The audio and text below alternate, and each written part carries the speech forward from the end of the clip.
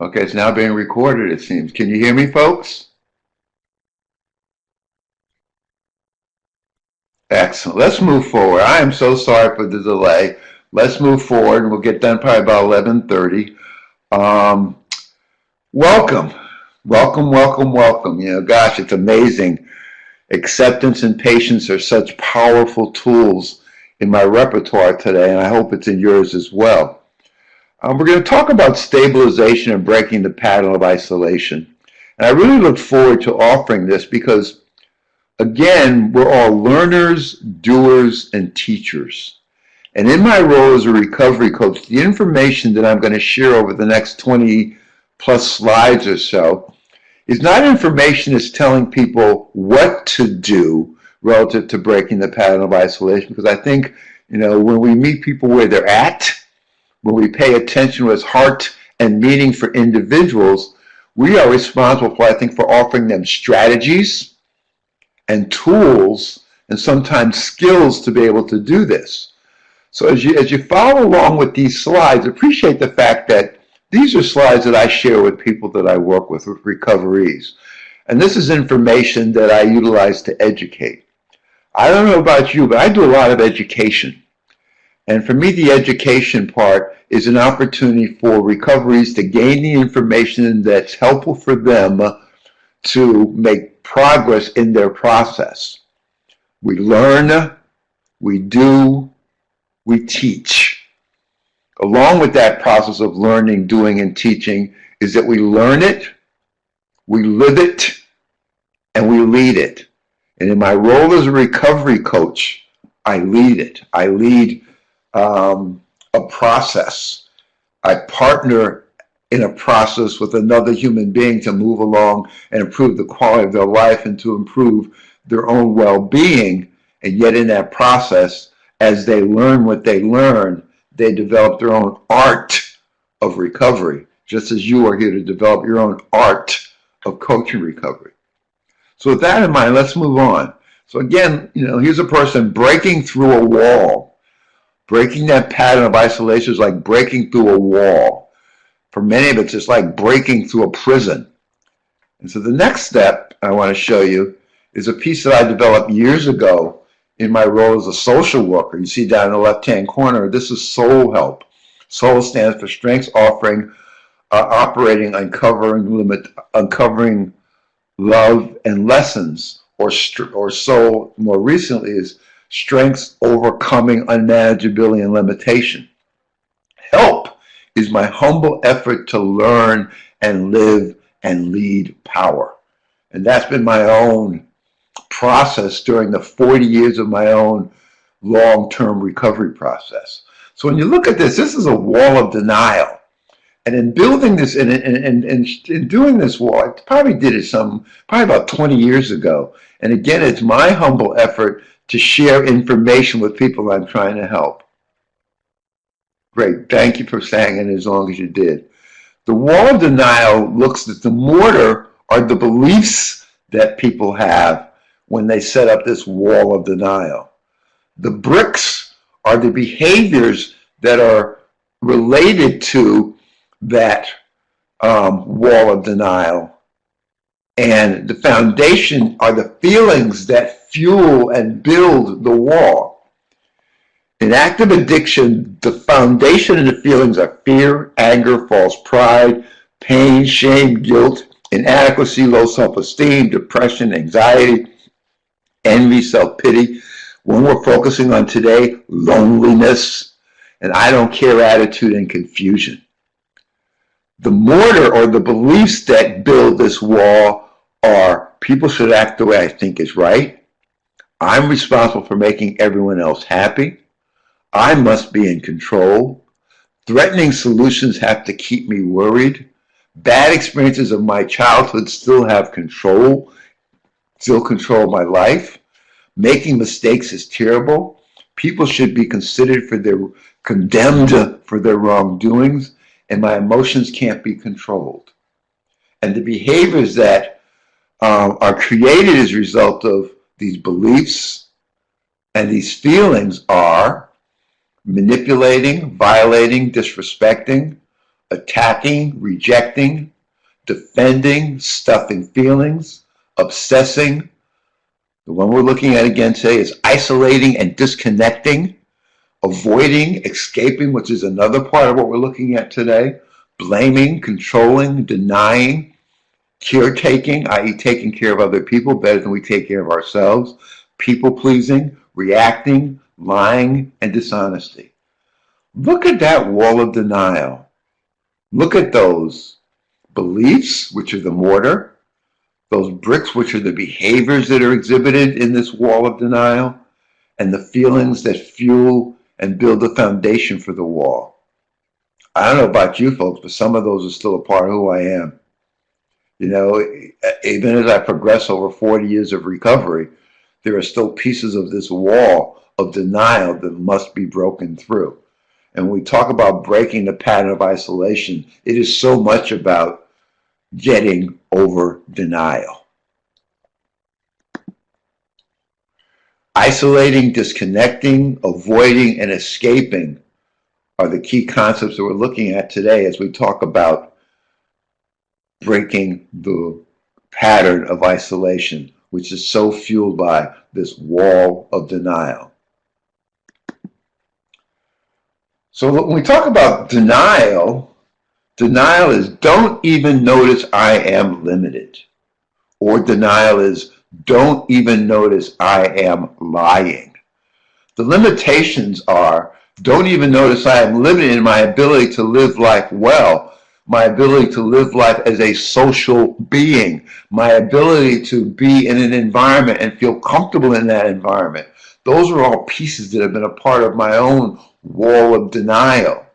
And they come for various reasons. And those various reasons can range from being a human being in a world that doesn't accept the color of my skin or doesn't accept me as a human being, or just the own stress that I put on myself, feeling the need to be perfect, and on and on and on.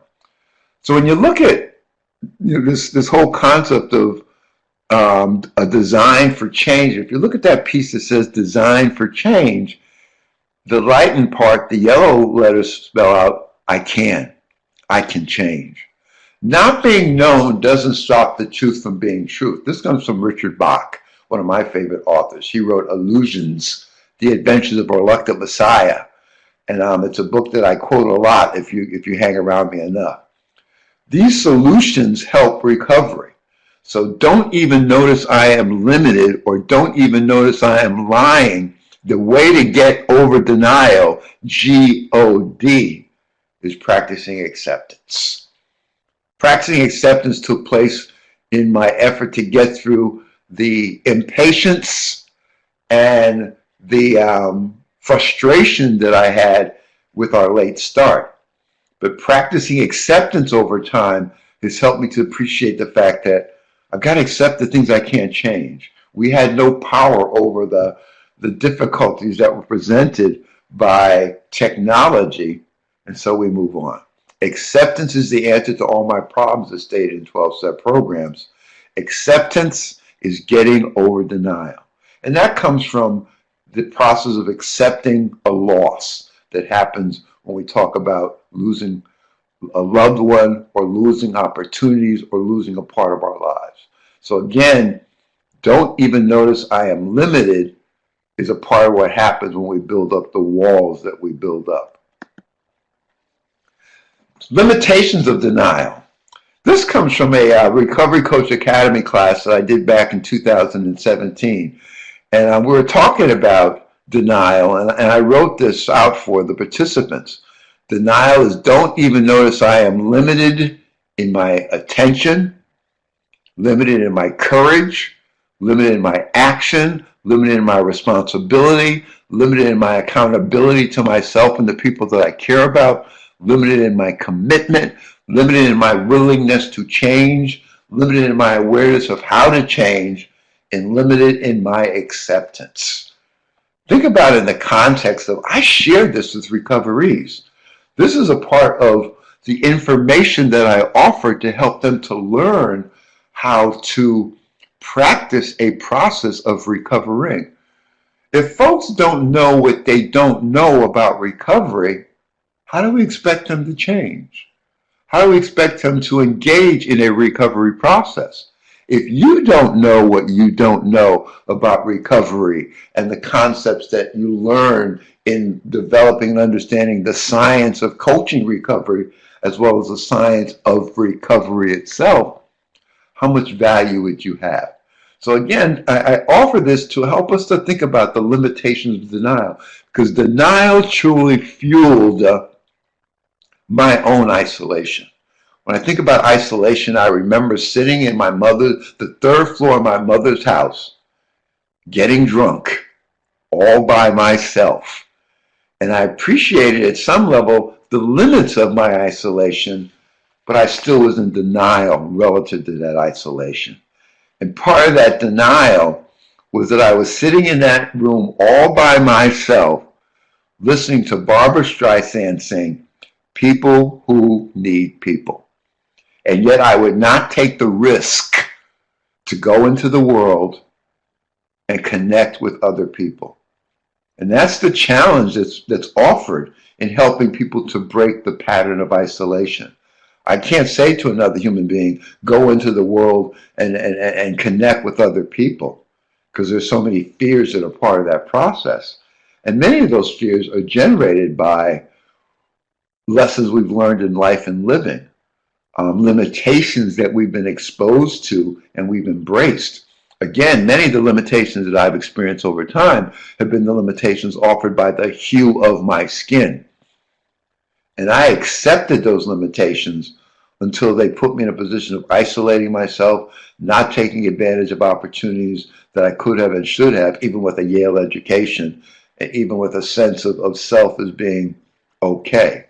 So, again, we're offering opportunities for us to think about how we might help people to break the patterns of isolation, but appreciate the fact this isn't easy to do. Can it also be that when we are in the heart of addiction, we don't even notice we are living? We're not living, are we? I look at addiction as being evil. And if you look at the word evil, it's backward, it's live spelled backward. And another piece of that for me, Sharon, and thanks for sharing that perception. For me, I've over time, probably over the last couple of years, I'm asking people to think about the difference between living your life and leading your life. So many times when I was living my life, it was based upon expectations of others. So much of my addiction was fueled by what I call an outer reach for inner security. I wanted people to like me. I wanted to be accepted. And I learned that concept, that outer reach for inner security, from John Bradshaw's work on shame and addiction. Shame kept me isolated. Shame was different from guilt. Guilt says that I did wrong, and that was something that could be punished or something that could be changed as a result of changing behavior. Guilt says that I am wrong and there's something wrong with me. And I can remember saying to myself, how could anybody else love me or care about me when I didn't love or care about myself? And that really set up a pattern of isolation for me, big time. So yeah, we didn't notice that we were living, or we didn't notice that we were living backward, or we were living isolated. We were living without the connections that were critical to our ability to feel whole and alive and valuable and worthwhile. If we, part of living is paying attention to it as heart and meaning for us. That's a major part of taking care of ourselves. So if I don't even notice that I'm living, I don't even notice that I'm not taking care of me. And we can still do that in our caretaker roles. We can still do that. We can take better care of other people and their lives than we do our own selves and our own lives. So again, think about the concept of helping recoveries as well as ourselves, appreciating limitation. So the curiosity that comes about is, what is a recovery coach's role in coaching and supporting the stabilization task of helping recoveries break the pattern of isolation. And I say thereby practicing socialization. And we'll talk a lot about socialization. For me, that's a strategy. For me, that's a skill that will help recoveries, that will help individuals, ourselves included, to practice socialization. So how might a recovery coach successfully perform the role of helping recoveries break the pattern of isolation is the question. This course will identify your role and responsibilities related to supporting recoveries and breaking the pattern of isolation.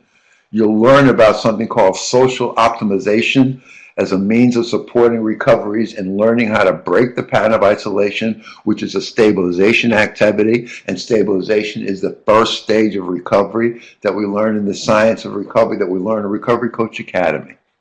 And this, we're going to learn to build the capacity to educate recoveries in developing socialization skills and techniques. We're building the capacity within ourselves to educate recoveries, to develop and pay attention to as heart and meaning for them. That's how we meet people where they're at. That's how we don't live the lives of recoveries or lead their lives for them. We help them to appreciate how they may lead their lives, and we encourage and we support and we educate them in that process. That's what learning, doing, teaching is about. That's what learning, living, and leading is about. That's how I become a role model as a recovery coach. I live what I'm teaching. We teach best what we most need to learn. And be open to the prospects of you may still have some things to learn about your own socialization skills, techniques, activities, and participation in life. Occupational science has taught me a lot about helping people to make adjustments and best live in their environments. When I went to the University of Connecticut School of Social Work in an effort to gain skills in order to better contribute to the field of recovery, I worked with a woman named Carol Germain, who was one of my professors, and she talked about the life model of social work practice. And the life model of social work practice speaks about you've got a person or an individual, and you've got an environment in which the individual or the person is trying to live and get their needs met.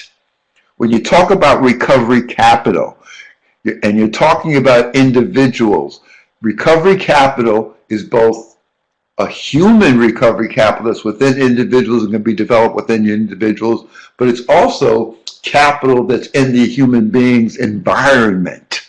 So in many ways, a person in an environment can better adapt to, be a part of that environment as a result of human capital and recovery capital in the external environment. This piece on occupational science comes from the University of Southern California. I found it years ago, and it's very valuable in the work that I do. When you think about occupation, that's that top middle circle. Occupation are the tasks and activities that you do to live. It's not about work. Work is one of the tasks and the activities that we do to live. But when we're talking about recovery coaches, and when we're talking about recoveries, how many times have we suggested that they find helpful and productive ways to spend their time, especially when they've not gained work yet? That's what this speaks about. How do we help recoveries to occupy their time? When I look at the stabilization stage, I identify in that stage the various parts of that stage, the various components of the stage of stabilization are opportunities for activities and tasks that recoveries can engage in to increase and improve their performance. In that bottom circle in the middle there, performance are the actions that you take to live. When you talk about being a recovery coach, which is a role that we participate in, that we play, the ability to perform that role are the actions that you take in performing the role of recovery coach. The person, you think about how well is your body functioning? how well you think, learn, understand, and remember, how well you affect your spirituality, i.e., practice spirituality, how well your brain and your central nervous system are functioning, and how well you manage your emotions and thinking. That's what well-being is. Recovery is an opportunity to improve our well-being as well as our quality of life. Our well-being supports being happy, being healthy, and being successful. So when you look at this, folks, occupational science helps us to help recoveries, helps us to help ourselves as that individual, as that person, to think about what it is that improves my well-being. How well my body's functioning, how well I'm learning, thinking, and understanding and remembering, how well I'm affecting my spirit, how well my brain and my central nervous system are functioning, and how well I'm managing my emotions and thinking. These are things that we want recoveries to learn. These are things that we want to learn ourselves. We tap into resources that vault to help build recovery capital. Yes. And I'm saying, Nicole, that a key one of those resources is helping that person to look at themselves in their environments and how they are engaged with that environment. Because isn't that what recovery capital does a nice job of helping people make their best fit within their environment. I know I did it.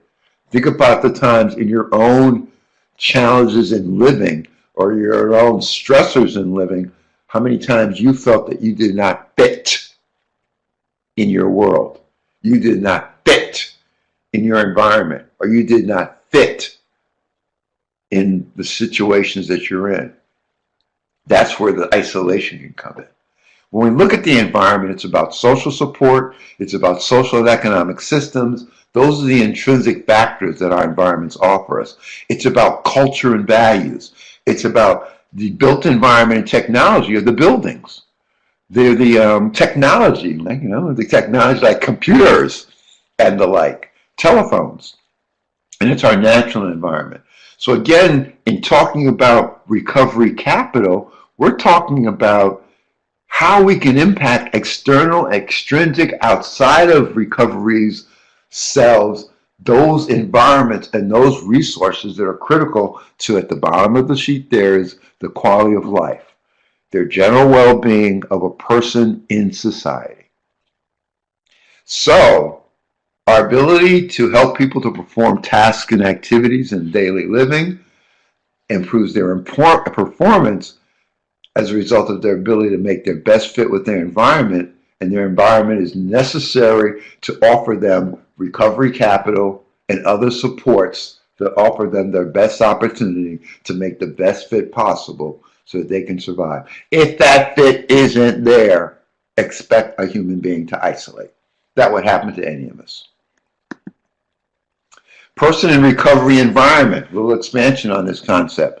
When we talk about recovery-oriented systems of care, it's a model that shows us in the middle of that person, that individual, that recovery, or you, and the primary focus within that environment is faith, work or school, social support, which is a part of community life, a sense of belonging, family, housing, peer support, and for many of us, treatment and rehab gets us into that community.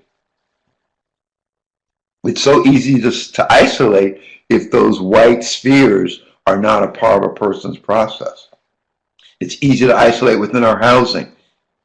We can just get used to being at home. I found it easy to isolate in treatment and rehab because I didn't feel like I fit there either.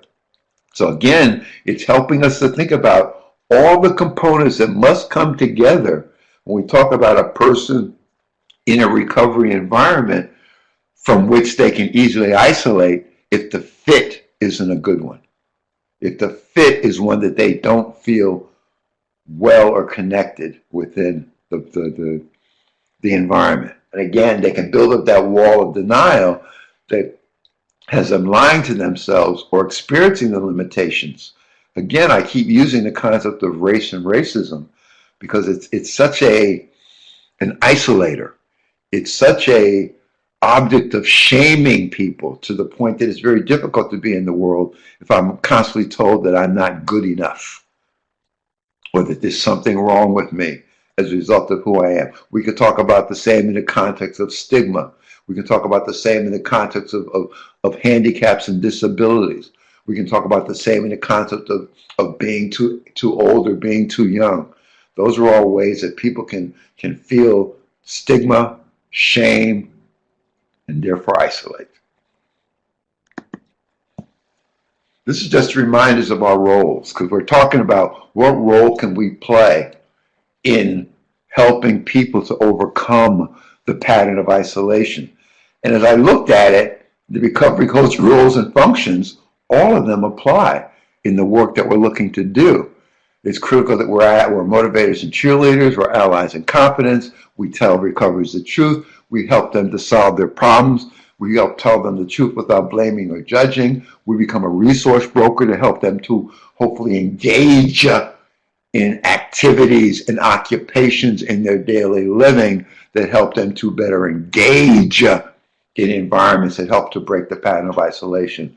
We can be a community organizer or a connector to services that are either there or help to develop the services that are critical. We can be an advocate. We can be a friend and a companion. We can be a role model and mentor, all in our roles as recovery coaches that I think lend to helping recoveries to break the pattern of isolation.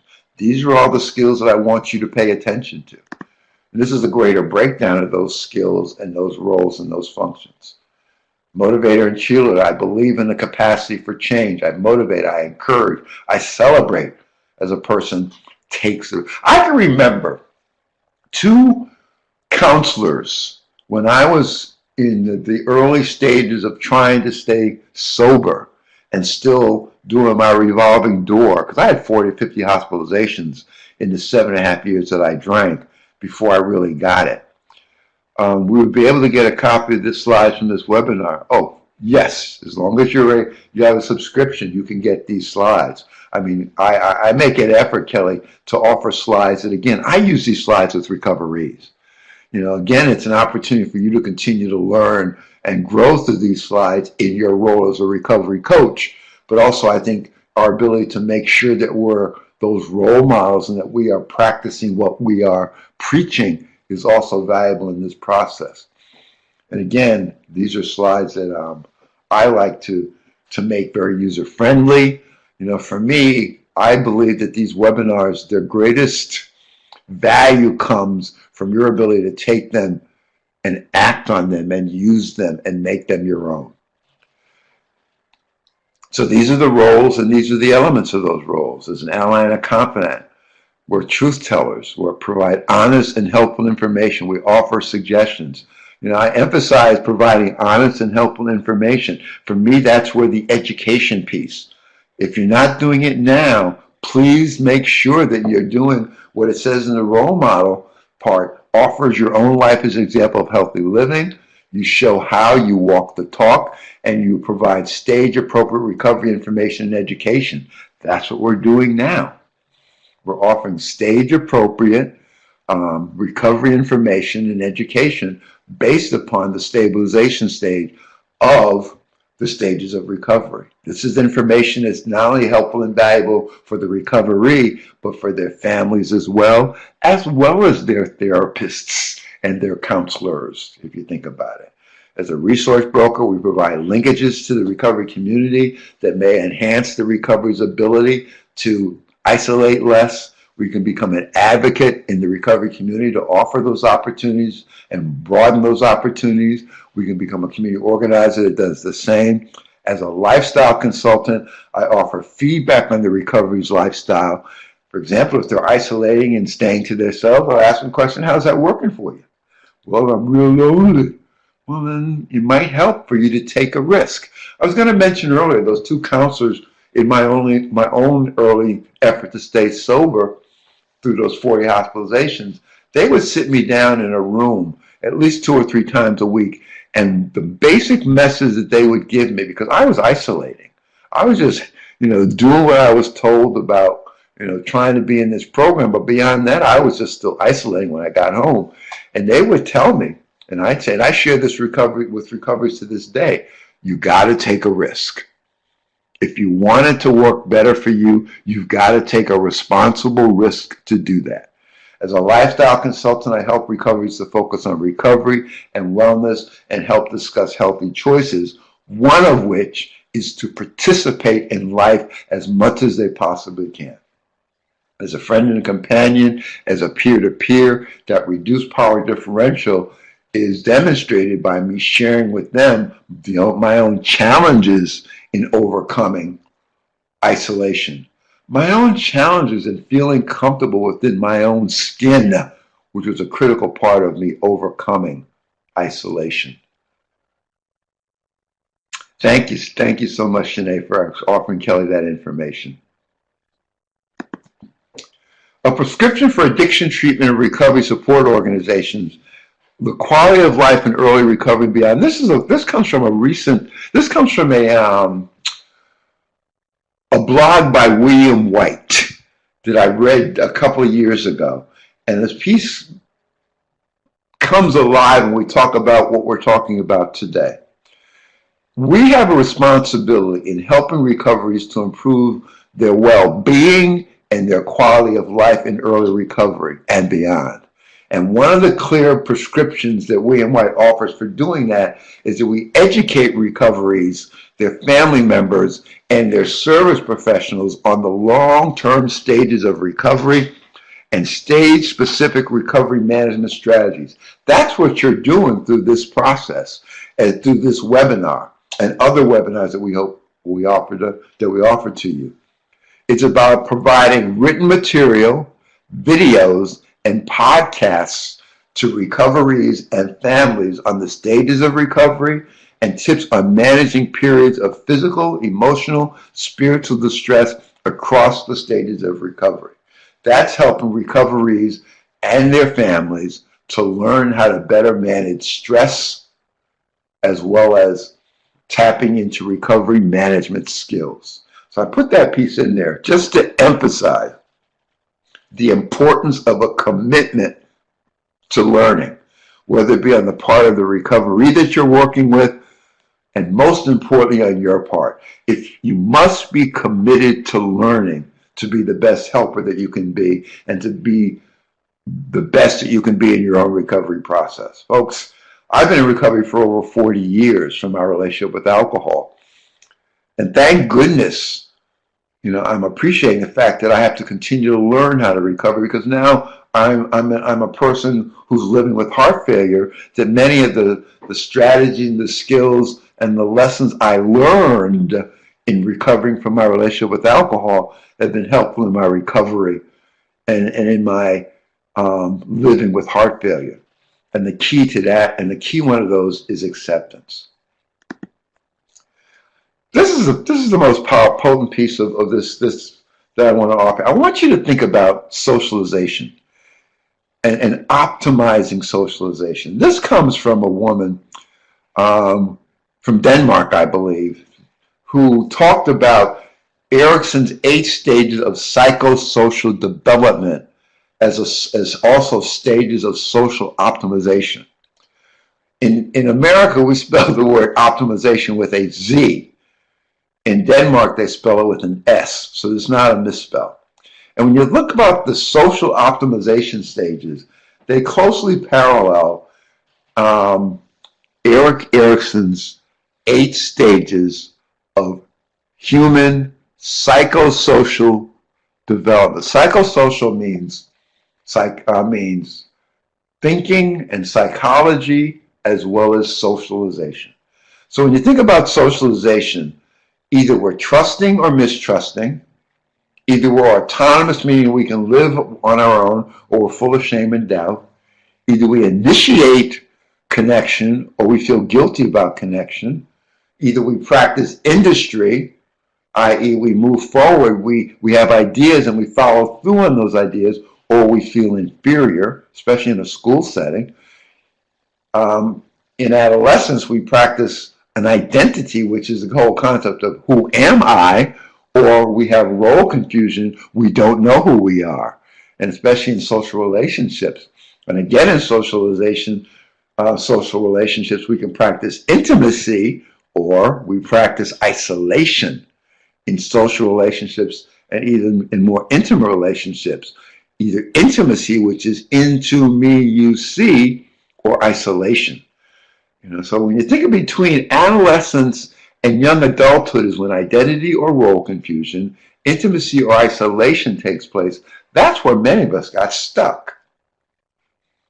Many of us got stuck in adolescence.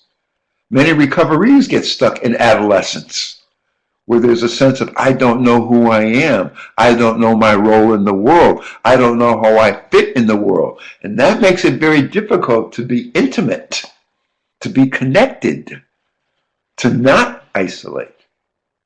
Generativity versus stagnation. I'm in the generativity stage now. That's the older adult stage, where generativity is about giving back.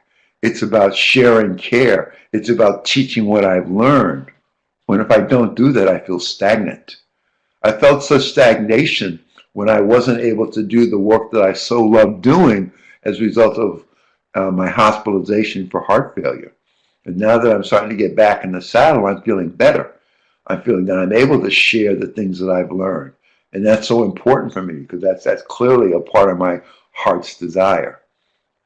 Then in the older adult stages, we practice ego integrity, which means we are who we say we are, or if we don't practice who we say we are, we feel despair. A little bit closer look at these social optimization stages that closely parallel Erik Erikson's stages of psychosocial development. Let's look at a further look at these. Erikson's psychosocial development was adapted for social optimization stages by this woman called Heidi Forbes Oste in 2013. And she quotes, "In the context of my work, providing a definition as the building and maintaining of mutually beneficial and effective relationships suffice," meaning that it worked. In 2009, she coined the term social optimization. Social optimization is dependent on the interaction with others. Together we care one and many, and therefore are better off. We are who we are together. So when she talks about social optimization, she speaks to what is critical for recovery to build and maintain mutually beneficial and effective relationships, and challenge and support recoverees to take the risk to do so. So looking at those psychosocial development stages that are adapted for social optimization, trust versus mistrust. And this is, again, information that I have conversations that matter with recoverees.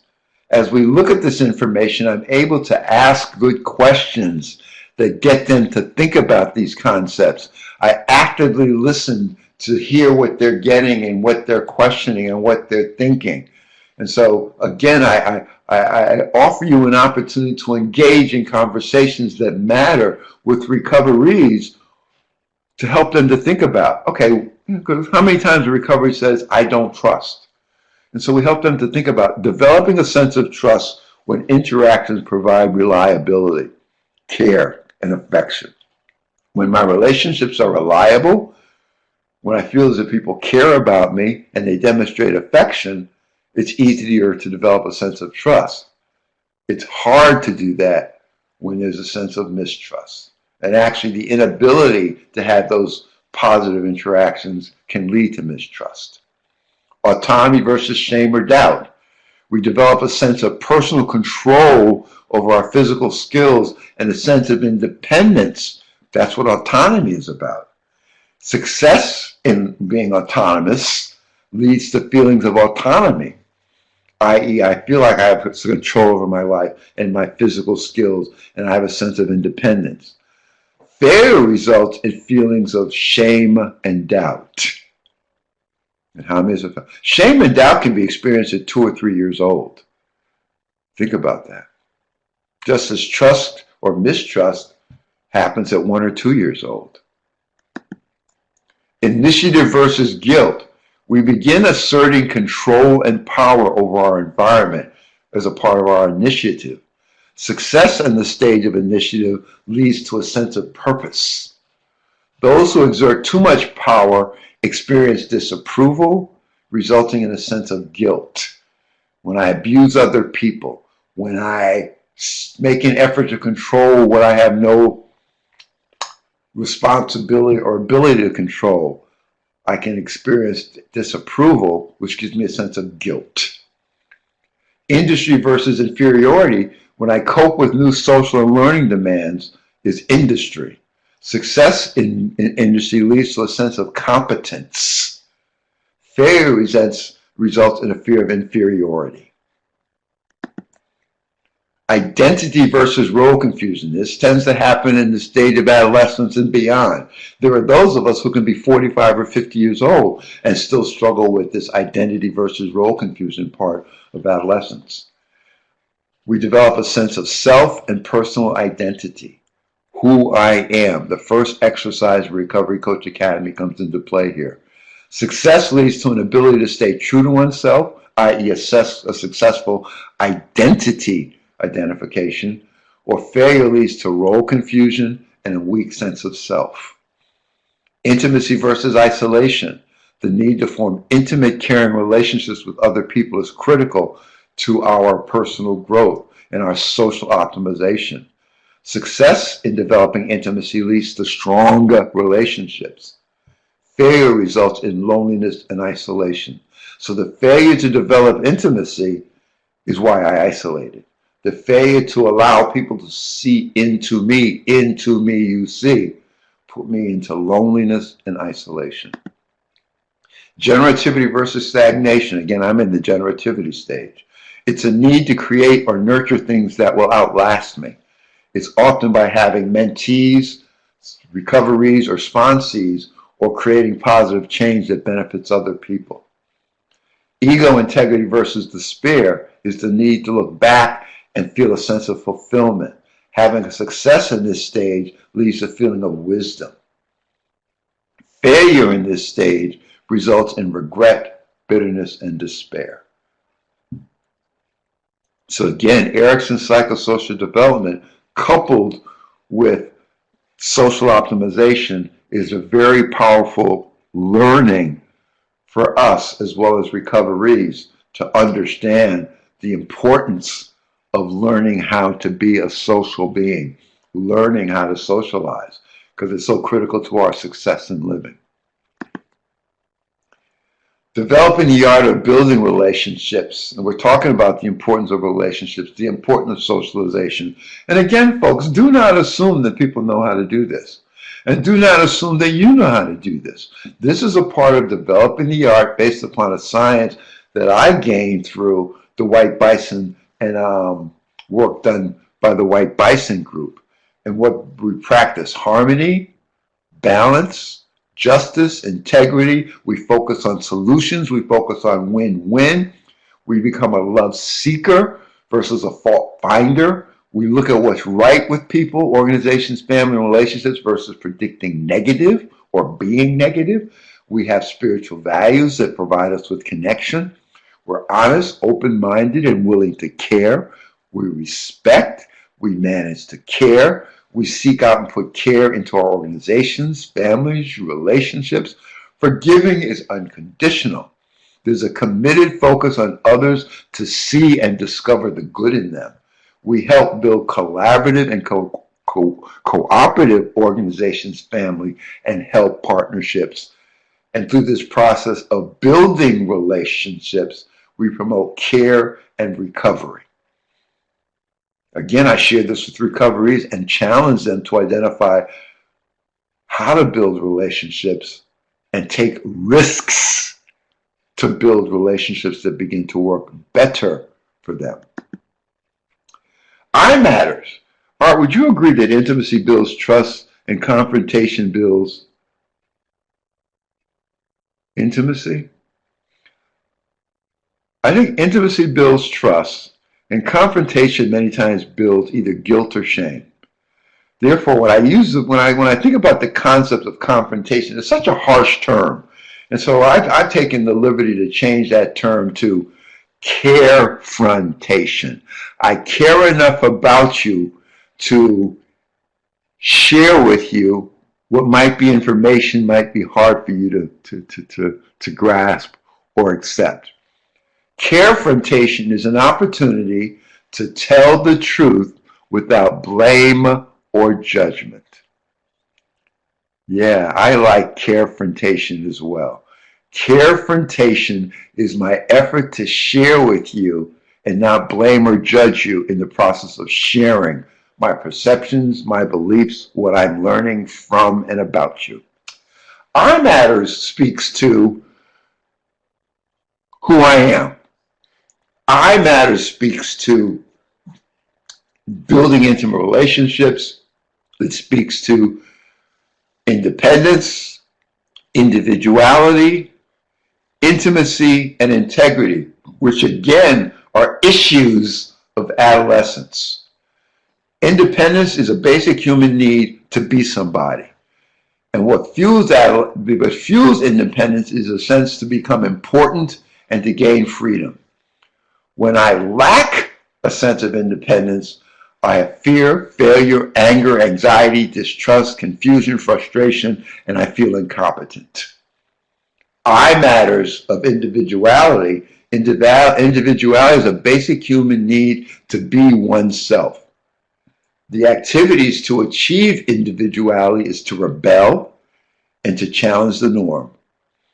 When I lack an ability to be an individual, I have pain, and that pain takes the form of feeling fragile, fearful, embarrassed, shame, anger, vulnerable, awkward, insecure. Intimacy is an I matter. It's a basic human need to feel like I belong. The behavior is to experience connection. I encourage recoverees to break their pattern of isolation so they can experience the connection that will build intimacy as well as independence. When I lack intimacy or that connection or that feeling like I belong, it's loneliness, rejection, alienation, fear, anxiety, disconnection. Integrity is an I matter. It's a basic human need to experience beyond myself. In many ways, integrity mirrors spirituality. The activities are our spiritual journey. Integrity speaks to I am who I say I am. I practice what I say I am. When I lack pain, when I don't practice integrity, and the pain is despair, guilt, depression, anger, helplessness, hopelessness, and worthlessness. When you look at that right-hand column of pain, that's what fuels a disconnection. That's what fuels a desire to isolate.